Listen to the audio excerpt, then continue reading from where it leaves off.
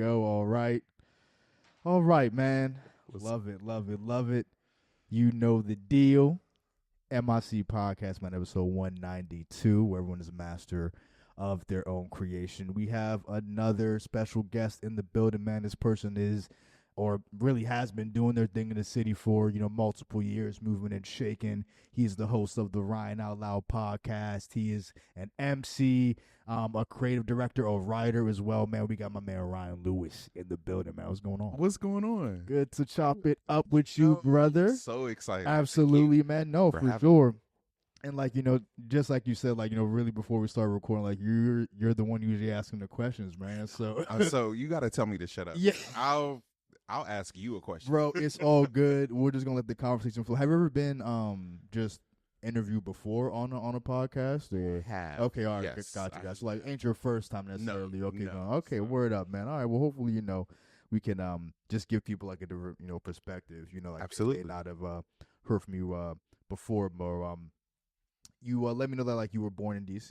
Yes. And then at what point did you move to Pittsburgh? Was that when you were younger? So when I moved here so I'm technically from a small town about 40 minutes from Pittsburgh in the Westmoreland County area called Menneson, PA. Okay, yeah, I've heard of Yes, Menneson, PA. Raised there. I always say born and raised, but raised there really. Yeah. But DC, the go-go music, it's still very much a part of me. How old were you when you left? DC. Little. Okay, yeah. So it's so funny because I'd be like, I used to be like, I'm from DC, but really I'm not. Yeah, right. I was born there. Yeah. Actually, the hospital I was born at is no longer exists. Oh, for real. But DC will always forever be a part of me. That's where my dad he lived until he passed away, and I have a playlist with me and him as a cover. That's when I was little, and all of his favorite go-go music, even some of the current favorite updated ones. Dude, it's fun you even mentioned, bro. I mean, because bro, first off, I haven't since I moved to Pittsburgh hasn't even heard a mention of go-go music, and it's not that I would have expected to, but I'm saying that because I took it for granted. Yeah. Same. It's just because growing up in Maryland, I'm just it's just part of the culture. Right? Part of the culture, you know what I mean? It's just I just kind of grew up riding rest in peace Chuck Berry, you know what I mean? The Godfather of go-go, and it's even on my way to school. Just listen to Tom Joyner and shit, you know what I mean? They would have a whole dog, right? I think it's a reason why I know, right? Doing what I'm doing, dude, bro. And then it's bro, just legends Tom Joyner, man, But it's to just hear about go-go music, and it's like I said, I just took that shit for granted, bro, because it's just dude, when I was younger, I didn't really get it, but as I got older, I just found more appreciation, for it. But that's it's real. Yeah, so it's just wild because I haven't even heard mention of the word go again. Not that I would expect it in Pittsburgh, but it's just damn, you might get a few. It's just it's something I just kind of took for granted, son. So something is so nostalgic to me, bro. As a motherfucker, bro. Yeah. I remember I was little, and my dad. It would be Fridays, and my dad would pick me up from my babysitter, and he would have 3 big red coolers. And empty coolers in the back of his truck, and go down to the wharf after he picked me up. That's dope. Wharf is completely different now. Yeah, right. Yeah, for sure. If you remember, for sure. And we would fill it up with shrimp, crab legs. Yeah. And Saturday, his friends, my mom's friends, instead of cookouts, they would get together and do stuff they would. It was a good time. It's a memory. Yeah. So I just. Something that stuck with you. Music. Yeah, facts.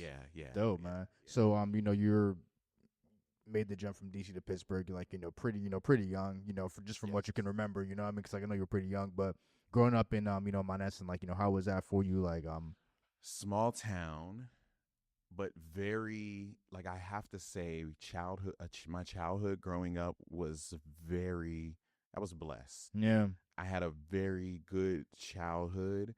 A very great circle of friends that, we could walk around till the street lights came on. Yeah. And go home. We had the little corner restaurant, Del Rosa's, where we would go get pizza. Yeah. We were old enough to walk by ourselves and walk up to the football games on Friday nights to watch the Greyhounds play. You know, so I had a very blessed and I feel like very safe childhood. Yeah. Like, of course, it came with, there's always trials and tribulations and, stuff like that. But my childhood. I'd say the same, though, for real. Yeah. I was just, very blessed. Yes. I mean, and I literally, like, looking back now as a fresh 36-year-old. Yeah. Like, happy belated, by the way, man. I saw that. Thank you, for sure. Thank No you. problem, bro. Scorpio season? No. Yeah. Scorpios? No. Like, me and my best friend reminisce all the time. We were just reminiscing when I went home to go visit my grandparents, and just like, I have no complaints. Yeah, man. About my childhood, Yeah. about anything. If anything, I rush to be an adult. I feel that. though. Yeah, I feel. No. I like, feel that. I feel that. But very blessed. That's Yeah. that's what my childhood was like. I Very believe small that. town. Yeah. Yeah. Were you like always creative as a kid, or like was that something like you kind of leaned in more to in your adult life? So interesting enough, I grew up singing. Oh, for real? Yeah. Okay, just like in church, or I sang lead in my church Okay. choir. Music had my uncles on my dad's side. They are amazing singers. They sang in church growing up as well. I loved theater. yeah, I wanted to be the typical child star actor, right? okay, yeah. Raven Simone. So say be careful what you wish for, man, because like they're all dropping I know. podcasts now saying, know, yeah, that was the worst time of my life. It was the worst. Yeah. Can I cuss? Yeah, man, Okay. please speak freely, bro. It was, they're fucked up. Bro, like, immensely, they're bro. Like, learning bro, a lot of like immensely. a very, yeah. It was just a dark time. It was. For most of them. Like, the shit that they went through to give us joy and Yeah, nostalgia. right. It's so unfortunate. It's like, actually, it's very unfortunate. that But shit is crazy. I grew up like when that's Raven Simone. I don't care what anybody says about her. No, she was an icon, bro. She she's was an bro, icon. Like, she is like she held down that channel in. I mean, bro, it's just like from even like the Cosby show. Yeah. I mean, like she was like really in She's this been shit. that girl. Really Like in she's this really been, When it comes to that Disney Channel shit, bro, I would say she was probably the top. Yes. I'm gonna put Lizzie's up there. Hillary Duff. Hillary was up there. On the back end, like Brenda's song. Oh, she's an icon too, for sure. And Yeah. then obviously you got like the Selena's, Demi's, but I Came mean later. but like and like more Christy Carlson Romano. Definitely gotta give her. She's like definitely a pioneer, but like it's just like like all of them, bro. But like to your point, bro, Raven. No, facts. She was her, bro. Yo, like for real. I literally all 100 episodes of That's So Raven. Yeah. And I literally was like, you know what? I want to do what she does. Yeah. I could act. At the time, I was very good at singing. I was in voice lessons. My mom took me to some auditions and I would like freeze up. And she didn't really push it. Yeah. She wasn't really like, I tease her now. I was like, if you'd have been on your Matthew Knowles, Joe Jackson, right. you'd have been in condos right now. Like right. not I blaming could her. I could have held a baby over a balcony. Our lives could have been different. You know what I mean? No, but things happen as it's supposed to. But I've always been creative. I wrote my very own. I wrote 100 episodes of my own Get show. the fuck out of here, for real. That's kind of crazy. I wrote it and let me just say, I mean, bro, that's no small feat, though, bro. Like, that's nuts. This is the first time I'm ever saying this. Yeah, I yeah. don't think I've even mentioned this on Rian Out Loud. That's crazy. I literally created a concept. And the name of what would have been the name of my Disney Channel show was The Way. What did I say? The Ways. Or I forget what how'd you spell Waze? WAYZ. WAYZ. WAZE. Yeah, The Ways okay, right. of Ryan. Okay. Like my name in the show was Ryan Mitchell. Okay, it was a homage to Moesha Mitchell. Shout out like a loosely based on your life type of vibe. literally. Yeah, right. Okay. But yeah. Yeah, I yeah. was just. I mean, bro, that's I mean, like, how old were you when you did that? I was about 15. I mean, dude, that's pretty impressive at 15, bro. Thank you. Like, yeah. I don't. I lost that notebook. Yeah, Really right. fat notebook of like Just over episodes time. and Yeah. concepts, and really taking inspiration from That's So Raven and Yeah. Everybody Hates Chris. Yeah, for sure. You know, like, and yeah. So Yeah, no. I mean, so like, just kind of you even kind of answered my question just a little bit there, but I'm assuming writing came for you first before the whole pod. Honestly, I mean, podding is like we're on like the back end of the pod boom. Yeah, you know what I mean? Yeah. I actually will say music and writing was always Like kind of at there. neck to neck. Yeah, like, okay. Again, mentioning Raven Simone, I visioned her having a career in film. Bro, she was low key like one of my first celebrity crushes. Same, Bro. Before I came out, I had a amazing crush. I had a big crush on her, dude. Raven, it's just like, bro, like, shout out to Raven, man. But nah, not even, not even to gushful with Raven. Yeah, I mean, but what were you saying about that, bro?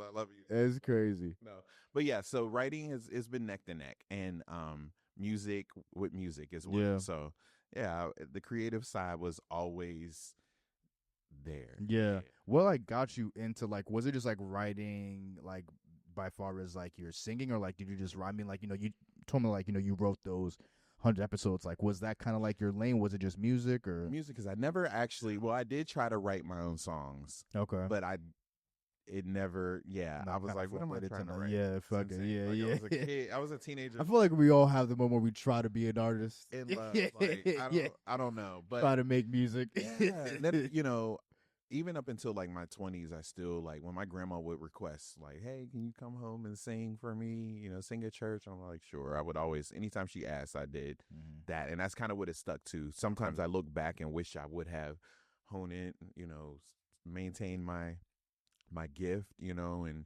really got into vocal lessons, stayed in vocal lessons, I should say. And, but things happen. Life happens, Are you still writing today? Like are you still like, working on anything writing wise? So I have finished the first draft of my book, Flossom. Okay, yes. Word up, right? Yes. Flossom is a story, I am a openly Black gay man, and as I watch in media for representation, or like television and in books as well, and I didn't really see that representation in current. Like, there was past, like, Elin Harris, an amazing Black gay author, a few other that I can't even think of right now, and I apologize. But besides those stories, I didn't really see representation, and the representation that was happening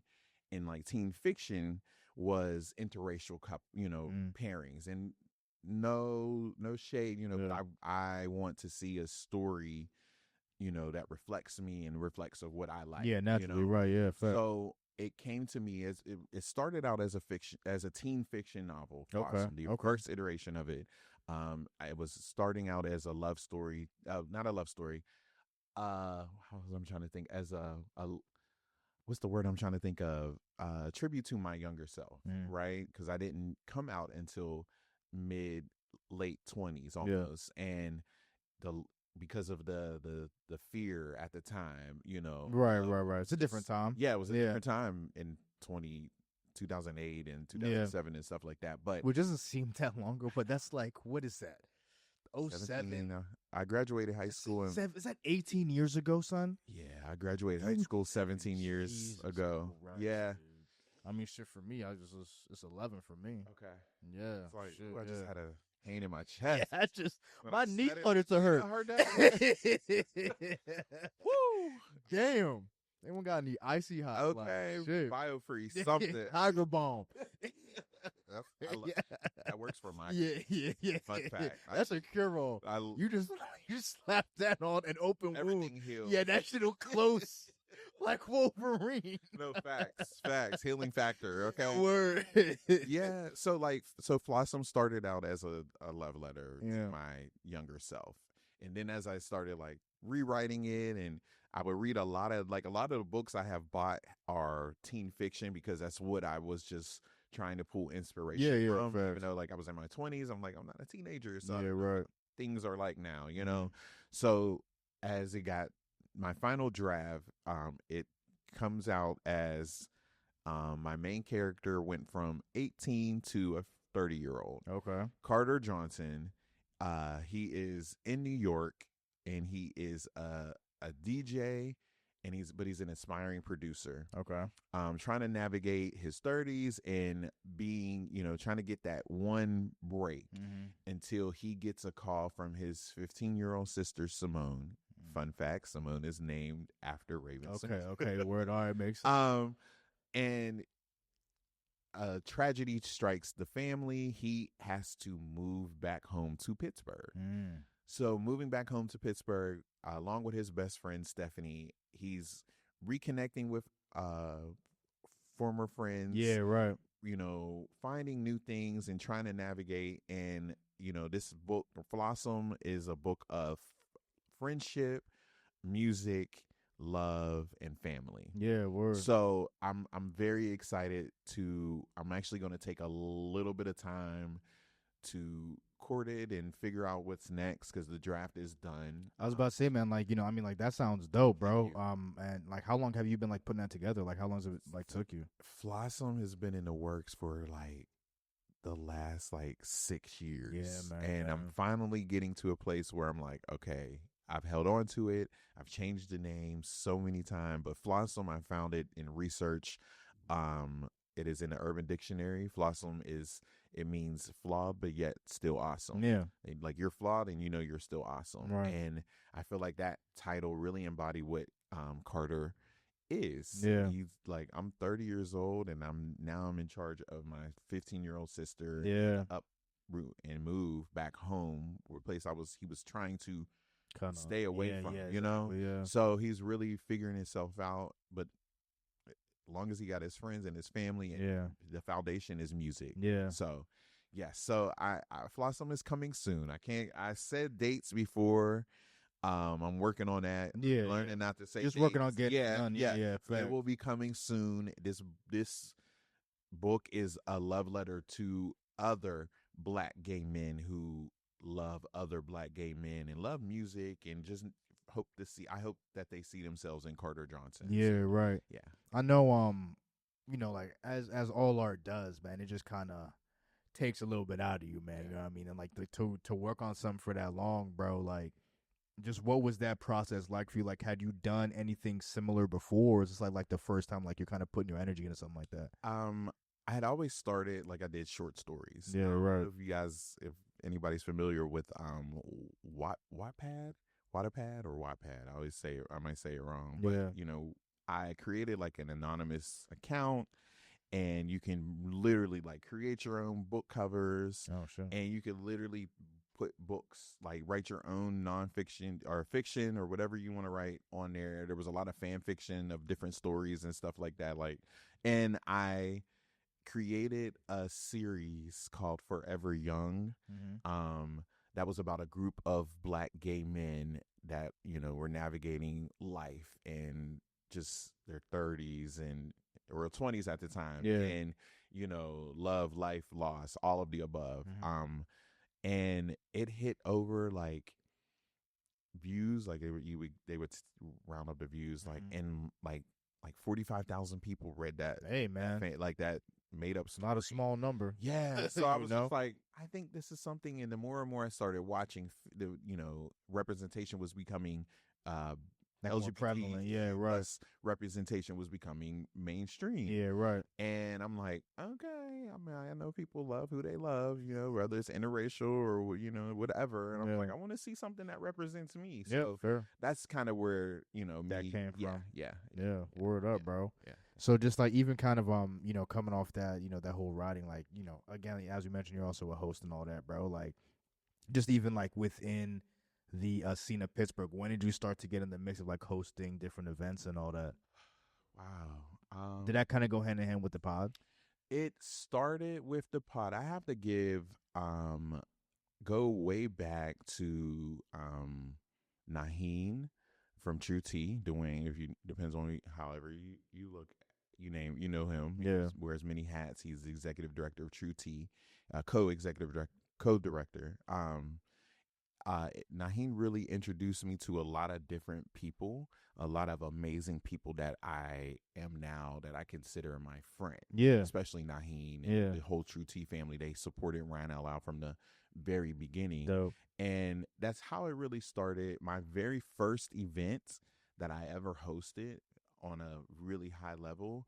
Shout out to Sydney Davis. Man, big shout out to Sydney. Love Sydney. Friend She of the gave me. show, I man. hosted Artist Talk at the Carnegie Museum in 2022. Oh, okay, I was about to say like, okay, yeah, because like that. I mean, that was definitely like, you know, before my time. Yeah, it was 2022. It was LGBTQ plus centered, Okay. and we connected, and she was like, I said, hey, I host a podcast that is dedicated to Black LGBTQ plus creatives. I'm looking to connect, and she was like, I have an event that I think you should host, and yeah, and That's really dope. it just skyrocketed from there. And Sydney is yeah. so willing to just like put people, like, she don't give a fuck, like, just like if she feels like you make sense for her, Yeah. whatever she's doing, bro, she'll be like, yo, like, do you want to, you know, boom, she'll be like, yeah, Yeah. which is dope of her, bro. Again, shout out to Sydney, man. No, yeah, she's one of, she put me on, and I feel like it's from there, it's just elevated. Yeah, in right. Such beautiful ways that a simple podcast that I just wanted to talk. Yeah. You know, grew into something way bigger than me. Yeah. So like, I mean, just like, were you kind of hosting prior to getting your pod up and going, or like was it like kind of like this, like a parallel thing? So yeah, like Yeah, so that makes sense. I'll go back, right? Rian Out Loud. You've been running for like 5, going on 6 years. Celebrated Yeah, okay. 5 years. Yeah, congrats on that. That's Thank you. crazy. Celebrating 5 years, over 25,000 listens. Crazy. I'm like, How many episodes? I'm on season 8 now. Season 8 just premiered. I want to say a little over 100, maybe like 120. Okay. Yeah, I've reached over 100 episodes. Nice. Yeah, it's been a blessing. What started as just like, so my grandfather, love him down. When I was in the planning stages of like, what was I going to call my podcast? Like my best friend, shout out to my best friend Monique. She would always tell me, she's like, you should host a podcast, you should do a YouTube show or something. Yeah. Because you have such a beautiful way of connecting with people. Like, I will literally walk up to a stranger, and we're in depth. Like, we're best. You would think we know each other for years. Like, Yeah. we always have. I call it my empathy is my mutant power. That's what I would say. My empathy is my mutant power. Okay. The gift is connecting with people. Hmm. And I knew I wanted to talk, and I didn't know how to go about it. The first iteration of Rian Out Loud was called Drinks and Conversation, because a lot of the best conversations with my friends at a lot of round table, like at house parties or just kickbacks, drinks were involved and games were involved. And Yeah, like, right. But this would be a dope podcast. Yeah, or, facts. you know, YouTube show. Mm-hmm. And literally planning what my podcast was going to be called. My grandfather was in the kitchen. He makes the best fried potatoes. Mm-hmm. He was making fried potatoes for me, and I just remember this very vividly. And I think he stubbed his toe in the kitchen, turned around, and he was like, "For crying out loud!" And I was like, "Oh, Rian Out Loud." I'm like, "Are you okay?" I was like, "But yeah. You might have just just name my podcast, but like, are you good? Like, yeah. So it really started there, and it was a full circle moment at I just had my very first live. Yeah, man, for sure. We know we're never gonna talk about that. Yeah. So we'll get there. But no, the full circle for sure. moment, Yeah. was having I asked the last question I ask every guest on the show is like, what advice would you give to your younger self? Mm-hmm. And a full circle moment for me was I had my Pap film. You know, we were in the backyard at the house, and I said, Pap, I want to use this for my live experience. You know, you are the reason Rian Out Loud was created. And I said, what advice would you give to yourself? Mind you, he just turned, he's 90. He turned 90 in March of 2025. And so I feel like his perspective would have been really dope, and he did it.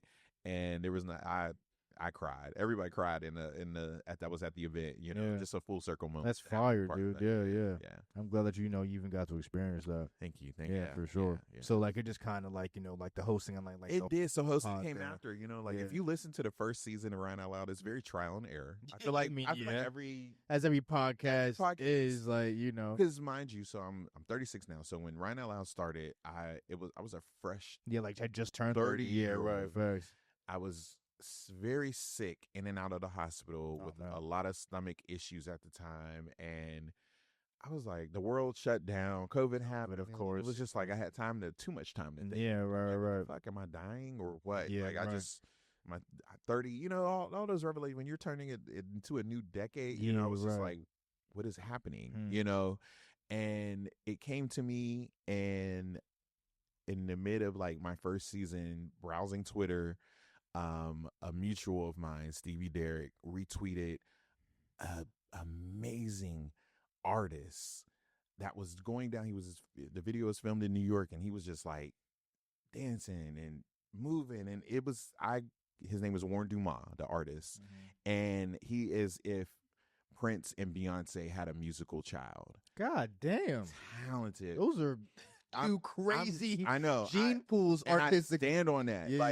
He is a musical child of Prince and Beyonce. And what was his name? Warren Dumas. Okay. And he has he's working on a new project. Is he still making music? Yes. Okay. Yes. He released an amazing EP called Glitter on Fire. And Warren's been on the podcast multiple times, and I mention him in everything that I do because he's really the first Black LGBTQ plus artist that caught my eye, and I was like, you know what? From moving forward, Rian Out Loud is now a safe space for Black LGBTQ plus creatives. Okay. Independent artists constantly putting their work out there for free to get to get little to nothing. You know what I mean? And it's like for a look. A&Rs that are represented by major labels are browsing. They spend hours on social media looking who can I rip off. Aren't A&Rs kind of like arbitrary now though? Like, do we really? They don't need actually. that? No, we don't need them. No, honestly, and it's funny because like back then, I wanted to go to school for music business. Yeah, right. When I realized, I was like, okay, singing's not going to happen for me as a singing career. And one of my favorite singers is JoJo. Leave, Get Out, JoJo. And fire. Too Little, Too Late. Yeah, love JoJo. JoJo, and I'm naming her old stuff. She has amazing new stuff out. Too Little, Too Late definitely got classic. fun. She has a new project out called Not Gonna Lie, NGL. That's amazing. I hate to mention her old stuff, what she's known for, but her current stuff is just as fire. Yeah. And knowing what she went through, if you're familiar with her story, she was like shackled to a record label for years. On her voice. That was the era though, unfortunately. Yeah, unfortunately. And it made me not want to go into the industry. I did my research, and I was like, I don't want to go into the industry. But now I'm navigating it in a different way, connecting and doing creative directing for independent artists. So to get to your point. Yeah, no. It's kind of was the same, like podcasting and then emceeing. Yeah, right. Within that, friendships, artists that have been on connections and all that became friends, and they trust my ear, and it makes 18-year-old, 20-year-old Rian very happy that wanted to be an A&R record label. Yeah, when they're like, hey, can I send you this? Can I get your perspective on this? How this album should flow? Like, I love a cohesive album, and my friends send me their stuff. Like, I just listened to a project on the way here to like get my feedback. Dude, you want to know what's even kind of crazy? I like just to even speak on like the state that we're in now, bro. Like you like fucking A&R, like looking for like who's the next, bro. Like people can fuck with artists off a podcast, not to like no pun intended or like nothing like that, but it's like if there's like a personality there that people just like I just fuck with this dude, you know what I mean? Like I just fuck with this person that's like, oh wait, they make music, let me check something. Like, okay, but it's just the person though is what got them to the door. Yes, you feel me? So it's just like that whole state is just fucking changed, dude. Like, bro, the A&R is like they don't exist. And listen, like really, because like everyone's in A&R. Like Twitter, I always say Twitter. Twitter people on Twitter or X, whatever you want to call it. Yeah, fact. They are. I call them Twitter A&Rs. Yeah, right. The project comes out on Fridays, and they're like, it's like Friday night or like enough time has passed, and I think this album is track.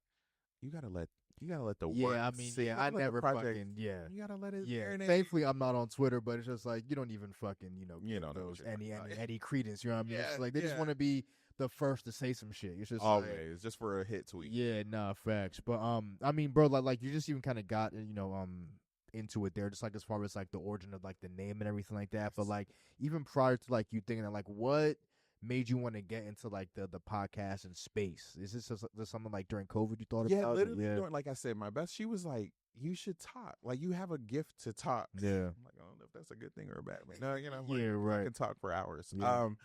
And I was like, I don't know. Like I don't. I'm very awkward at times. Like so, I'm like, I mean, I wouldn't say that, I bro. Like, I always say so. I always say my personality is a mix of. I have. Awkward like Issa from Insecure okay, with Raven Baxter energy. okay, When you get to know me, yeah, you're right, like, okay, you're crazy. yeah, You're like, you're crazy, So I have a little mixture of both. That's why I love Insecure, one of my okay, favorite shows as yeah. well. But I just knew I wanted to talk, and I knew I wanted to curate a space that was safe. Yeah.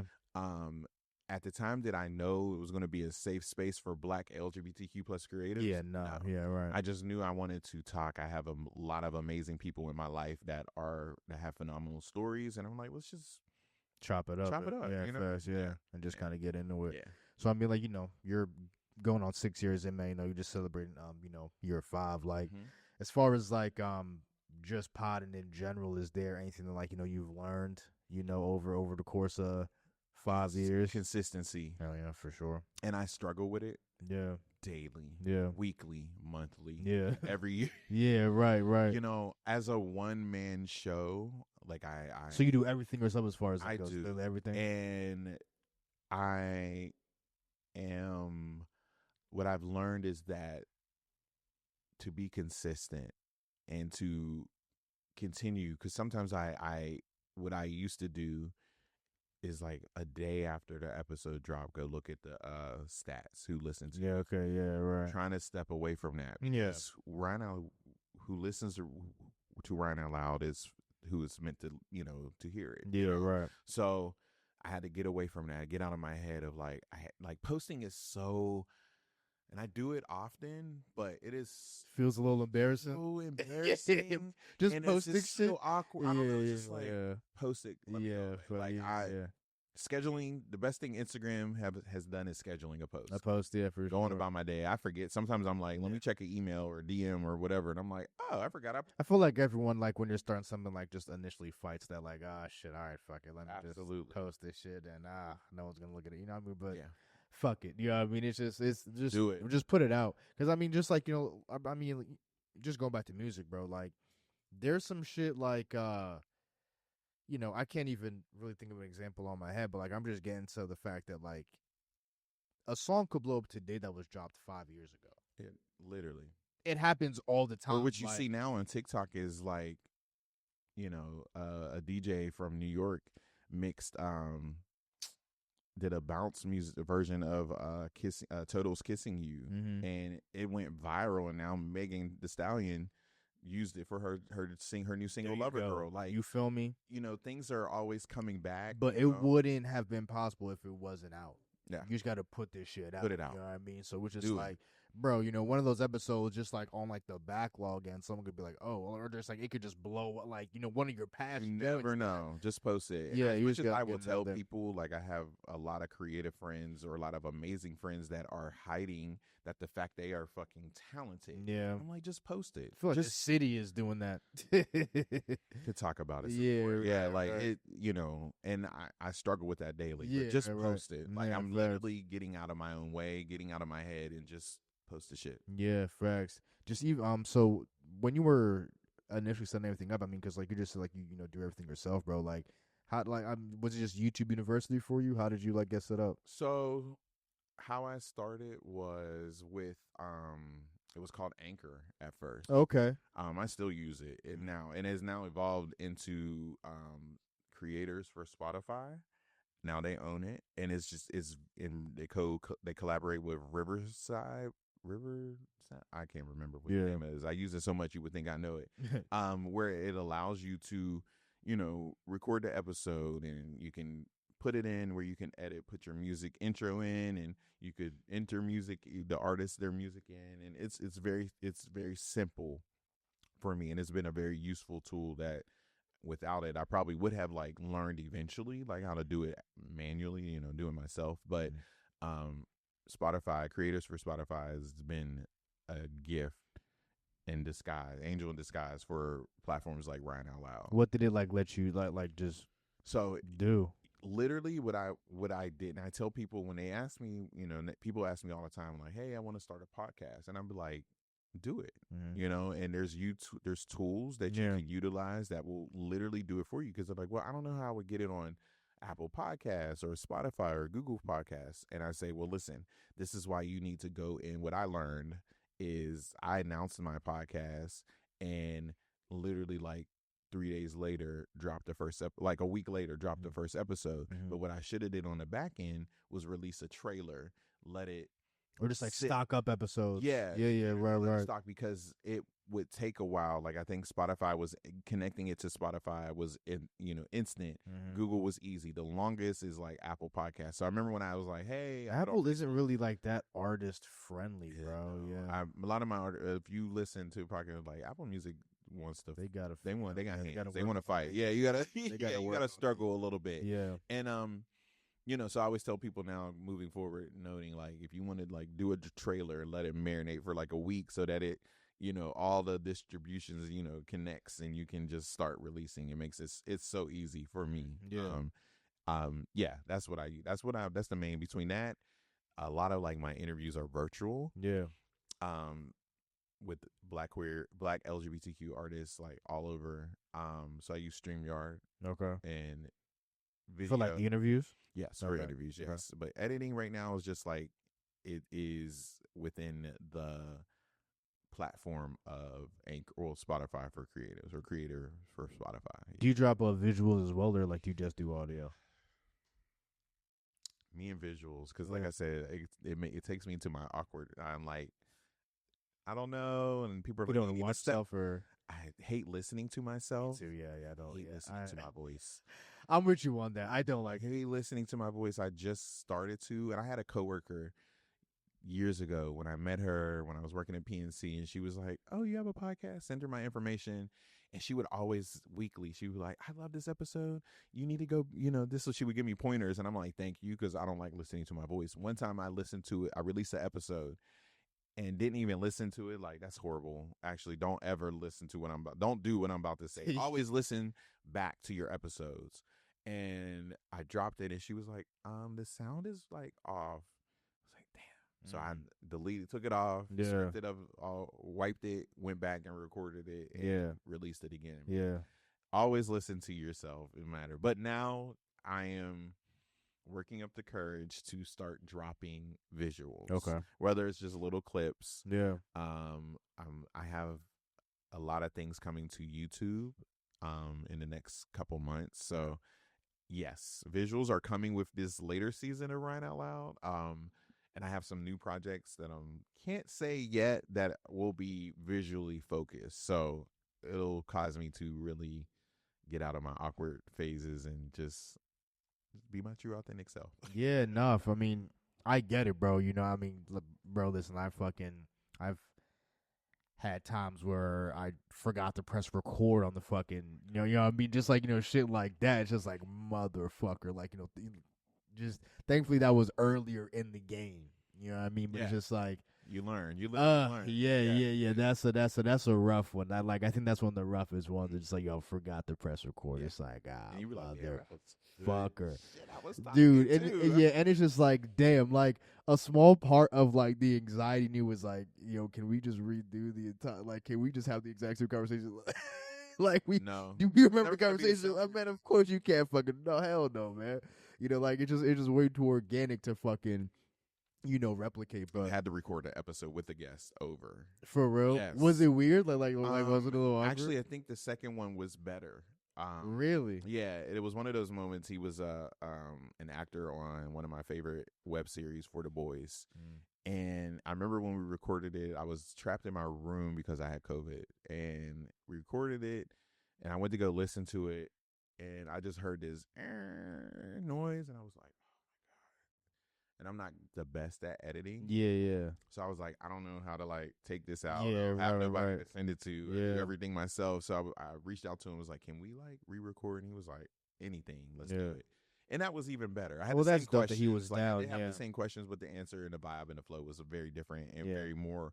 I feel like it was more organic. It was one of those times where it worked out. Yeah. Best. Yeah. So Do you said like I mean just like at this point, do you just use like what do you use to edit your audio? Do you use anything to edit your audio, or like do you just put it out as is? put it out. Okay, I will go like I will take out like I do the noise cancel, you know, making sure everything's like I have new magnetic mics that okay, yeah, like the clip on joints or okay, yeah, word, all right.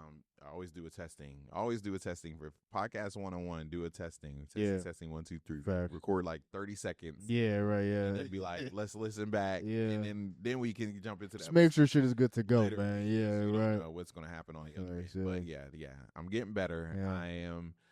My goal is to really step into these next 5 years, right? I'm like, what does the next 5 years look like? And I really want to elevate and do more live experiences. Yeah. Hire people that are way better than what you know how I can make, you know, that can bring a vision. Just do what you need done for real. Yeah, facts. So I have a lot of work to do, but I plan on doing it. Yeah. I mean, just like, you know, in your journey, man, you know, just, you know, kind of growing the pod and everything, like, were there, again, just like really any elements of running your own podcast that like surprised you that like you maybe didn't like, you know, think that you would need to deal with when like, you know, running your own pod? Like, was there like anything that just kind of took you by surprise in that regard, or were you just like dealing with the issues as they come? Deal with them as they come. Yeah. I haven't really had anything that was like, holy shit, like I didn't know I would have to deal with this. Yeah, well, it was on. So I did a little. I did 2 seasons of another podcast. Okay. I was a co-host with 3 other Black gay men on the Black Gay Agenda podcast, and that was very different for me. Yeah. Because Rian Out Loud was so focused on creatives and what they do, and you know, in that aspect. Yeah. The Black Gay Agenda was really about, you know, I really honed in on my experiences as a Black gay man. And some of the topics were very heavy. Yeah. Informative, but it needed. Yeah. But heavy. Just took a lot out. Took a lot. Yeah, you know, and I love what they're doing now. They are doing amazing things at the Black Gay Agenda, on the Black Gay Agenda podcast. And, you know, it was just something that I'm grateful I was a part of. Yeah. The start of. But Rian Out Loud being my baby and being my own. It's different. It's different. Yeah, there was a lot of viral moments like with the Black Gay Agenda, and I was like, I didn't expect this. No, you know. Was it like locally viral, or like did it like kind of reach like outside of Pittsburgh circles, or just like yeah, because the Black Gay Agenda base. So the creator is Micah. Shout out to Micah. He's from Chicago. Oh, okay. So 2 of the co-hosts. Was that virtual as well? Yes. Okay, copy. They, Okay. Chicago, and then one of the other co-hosts was in DC. Okay, got you. All right. I'm here in Pittsburgh, so we had like a lot of my people from Rian Out Loud, you know, caught on, and they have, again, like I said, they have went beyond Rian Out Loud. You know, right, on their right. big one, and I always will be an advocate for them. But it was just so interesting, like different scenarios, even like exposing some of my, you know, my dirt or experiences. And I'm like, oh my God, I hope what I said just, you know. Yeah. But it was a good experience. I'm one of those people that believe, even if it didn't work out, everything something to be learned from it. Yeah, right. Learn from it, take from it, grow from it. Yeah, facts. That's how I maneuver. Do you prefer like the virtual setup? As far as like, you know, just interview, because like it definitely is more convenient. It is for sure. It's very more convenient. Just, your guests are kind of like more inclined to be like, yeah, I mean, like I'll hop on. Like, it's very more convenient, and for me, because of my work schedule, I'm always at work events or I'm working late. Yeah. So virtually is always easy for me to hop on. Like, Yeah. hey, but more recently, like in the last, so for the first year or two of Rian Out Loud, all my guests were not we're not black LGBT. Well, we're black LGBTQ creatives Yeah. outside of Pittsburgh. Okay, copy. Really, when I got connected with True T, and I really was introduced to a lot of amazing black LGBTQ plus artists right here. Yeah, of course. In the city. And of course, I'm remiss if I don't shout out to Manny DiBiase, one of the best rappers in this city. Griffin Wilson owns the Unstable brand, one of the most amazing, brilliant brands. Person Griffin is behind dope. brand, Yeah. you know, Griffin in is the dope. city of Pittsburgh. Honey XO, DJ Honey, Honey. Shout out to Honey for sure. Amazing. Dwayne, New True T, all of them. And I'm missing people, but there's so many amazing black LGBTQ plus creatives right here in the city that I'm like been a beautiful blessing to get to know and call them my friends. Yeah, work with them. So Griffin should be coming through later this month, man. Oh, so love that. so He's that's amazing. gonna be dope. Yeah, I mean, no, he's a fly dude, man. Be on, fly as fuck. be on. Yeah, Can't touch him at all. Like honestly, yeah. I love what he represents. He was on Rian Out Loud as Yo, well. yeah. So a few years ago. But yeah, it's so many amazing artists. So it's been a beautiful blend of my guest. I had a guest from the Netherlands. Oh shit, that's Black dope. How'd you He went like how you get viral. okay? He was going viral on TikTok, and I reached out. His mom is his manager, and oh my god, I don't want to mispronounce his name. Jafar, Jair. Oh my god, I'm horrible. Reached out to him. His mom was his manager, and we connected. I think it was like time zones was crazy, obviously, but it was like different time zone, but it was worth it. It was during the day. I think it was the evening on his end, and it was like I left work. Yeah, I went on my lunch break to go do this. Oh wow, that's not crazy. missing this. Right. And I even had somebody from Nigeria reach out dope. to me. They were not a guest, but they used to be able to send voice notes, and to your listeners, you'd be able to send voice notes. Yeah. And somebody from Nigeria told me, he was like, the culture here, for a black gay man is not, it's not. That shit not wasn't flying over there. Not a thing over shit here. wasn't flying. And listening to my podcast brought safety to him. And that was kind of crazy to hear. I remember that voice note, and I hope whoever sent it, I hope he is thriving in his true authentic self today, because I carry his voice note in my mind. That's pretty wild, as in everything that I do. Yeah. So I reached so many people, and that somebody that far I'm like, okay, Rian, you're doing what you're supposed to be doing. How are you like just like like before, like you really like tapped into like the city as far as like your guests? Like how are you finding your guests before? Like were you just kind of like you're like who had like a viral moment? Twitter okay. Literally a lot of like, it's interesting because I don't know, people always say I used to struggle with posting. We talk about that posting, right? Especially on Facebook. Yeah. And I'm like, hey, new episode out, crickets. And of course, like Facebook is filled with people that secret admirers, whatever you want to call it, low-key haters, whatever. But you can, as I continue to go, put out episodes of Rian Out Loud, I had to listen that my friends on Facebook or family they're not my target. Yeah. I appreciate when they do share stuff because they do it because they love me and whatever. But my audience, I curated an amazing timeline of 24,000 people that are on Twitter that are mostly of black, LGBTQ plus creatives, black gay men in general, but a lot of creatives within. And that's how I find my guests. Either I see them I get now. What's amazing is people are sending their stuff to me. That's dope. Like, hey, I love your podcast. I have an artist that I would want. The machine is starting to like, just kind of feed itself. It makes me feel good. Like, oh my god, I'm doing. People, Facts, I'm doing it. So that's how, like, usually just social media. I find an artist and I slide in their DMs professionally. Yeah, right. Like, hey, love your work. Yeah.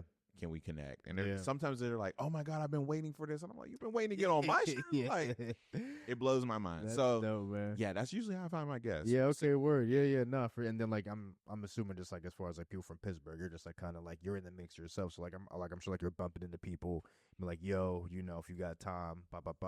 All the time. Yeah, facts, yeah. Especially I'm like, hey, you know, I'm trying to get into a good groove of sticking to my word, but because my schedule is always so random, like I was like, let's do it. And then next thing I know, I get moody. I'm a Scorpio. I get moody, and I'm like, see, the whole series is canceled. Yeah, The whole show is canceled. No more. You know, like I do hate that film because it's not like like I just hate the like yo like yeah like you know like I'll get you like you know like we'll definitely you know have you on, and then like you know nothing formulates. Not that like I didn't like want anything not to come of it, but I'm just like think life, life. You know what I mean? But it just sucks to just be like, I've been waiting for this moment. Yeah. To be on, like I appreciate Naheem was on your show. Yeah, bro. Maybe 2. Yeah, bro.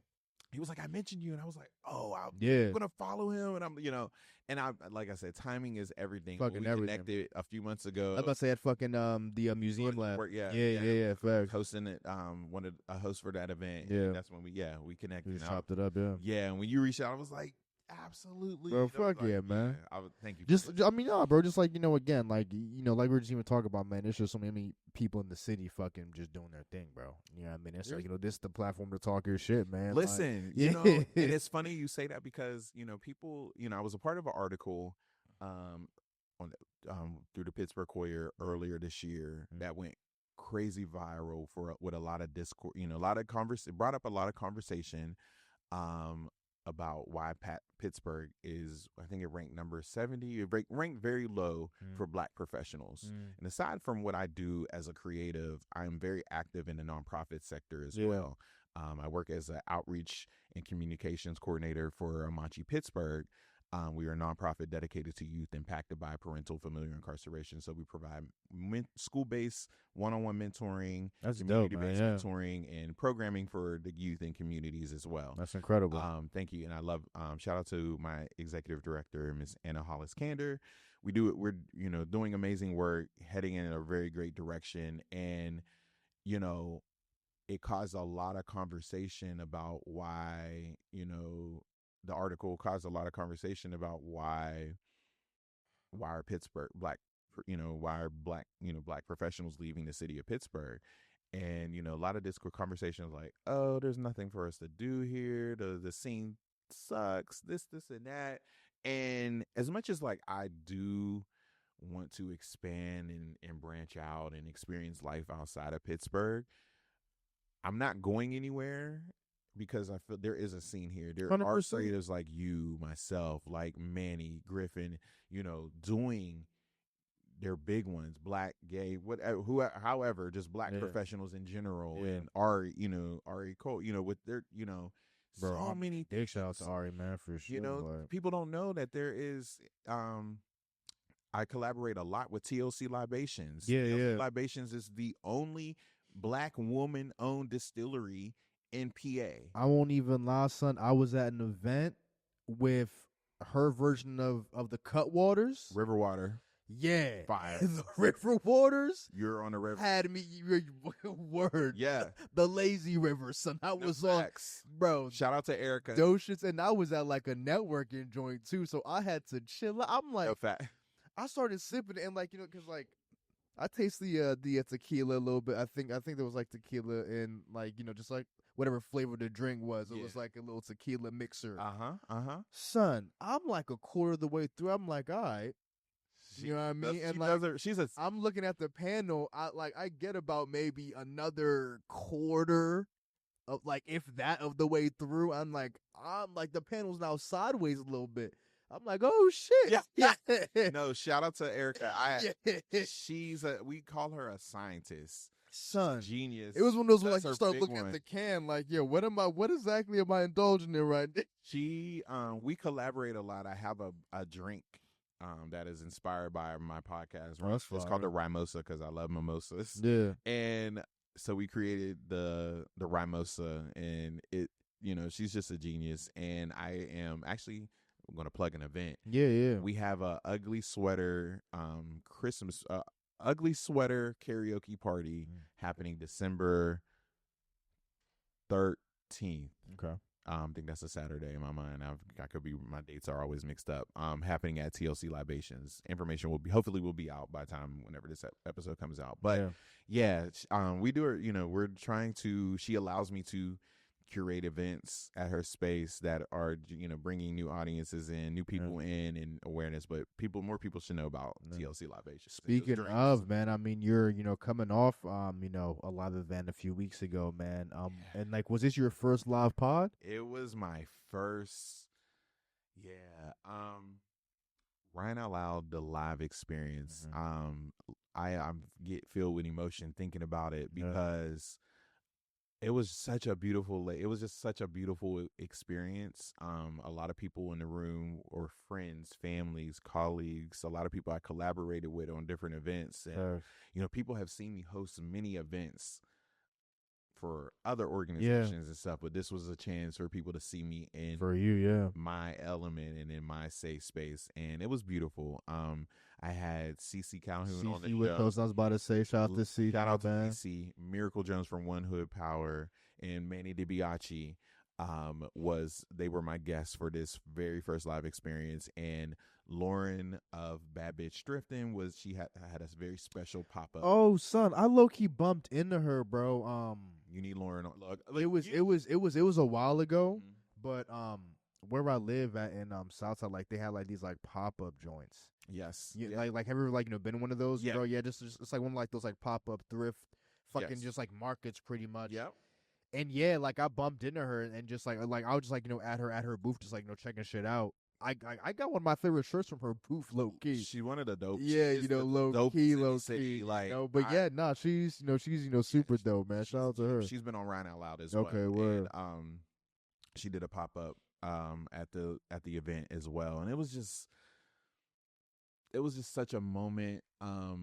Seeing what I created 5 years later to what it has become and what it is becoming, because it's still growing. And originally this year, I had planned to end Rian Out Loud. Damn, why? I was in a very weird space of not feeling growth. Like I didn't feel like it was going anywhere or where I thought it should be.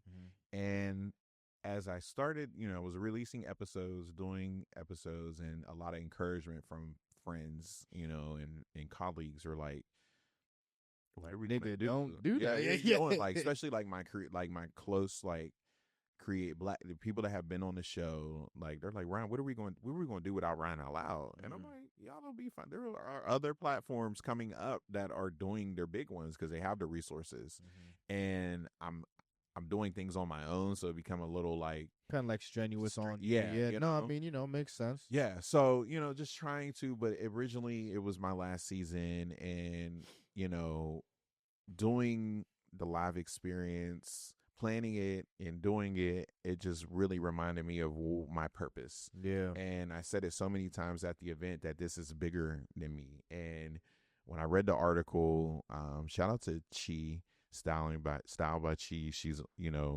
she's a writer as well as a stylist and an amazing friend of mine. And she wrote such a beautiful article, and I was just like, I get those little reminders of why I'm doing what I'm doing. Facts. Yeah. And it's not the last season. Actually, Rian Out Loud is going to expand into different ways. Okay. I can't speak on it just yet. Okay. I'm all about pivoting. And we're in season 8. Season 8 is now. Around season 10, there's going to be a change.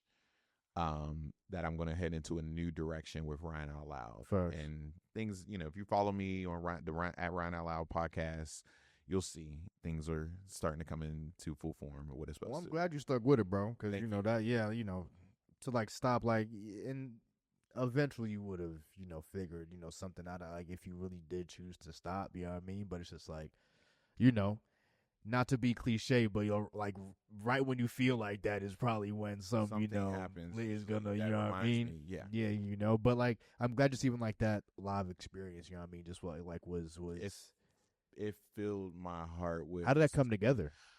I was just like, I knew I was like, maybe I should do a live. I was like, maybe I should do a live experience. And Erica was like, do it at TLC Libations.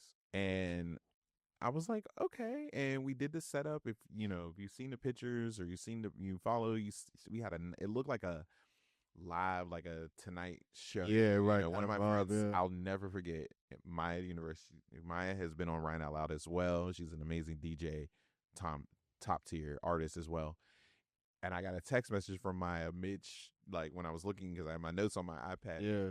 Like, it's giving Montel. My bald head was all shined up and had my suit, my blazer on, and I'm sitting there with my leg crossed. Why every bald nigga got to be Montel with a talk show, man? Why every? I was honored. I was like, you know what?